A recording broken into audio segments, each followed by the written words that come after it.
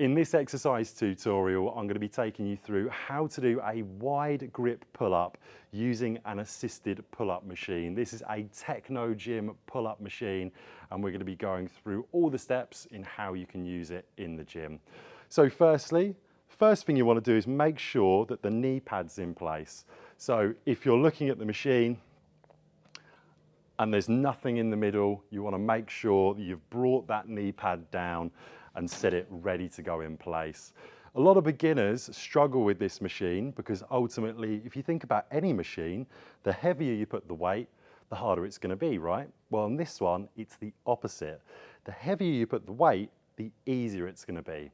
So let me quickly explain. I'm 100 kilograms, meaning if I put 50 kilograms on this machine, it doesn't make it 150 kilograms that I'm pulling up, it makes it 50, because whatever the weight is that you pick, you subtract that by your weight, and that's what you're pulling up. Now, there's a lot of room here on this wide grip, you'll notice, so where do you put your hands? Now, if I've got a smaller client in stature, what I'll tend to do is put them on the narrower part of this wide grip.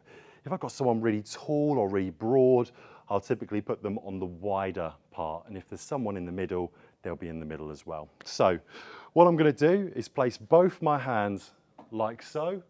I want 3 points of contact at all times, at least on the machine, as I come all the way up and bring my hands in place. Now, once I put one knee on the knee rest, as soon as I bring the next knee on, it's going to start to come down. I can now feel I'm being lowered down. I've got my hands in that Y position. I want to make sure that my chest is in line with my knees and hips. I don't want to be coming too far back or too far forwards. I'm going to keep my head neutral, so looking straight.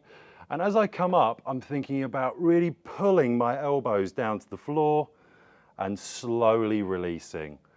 Pulling my elbows straight down towards the floor, really squeezing my shoulder blades at the top of the movement.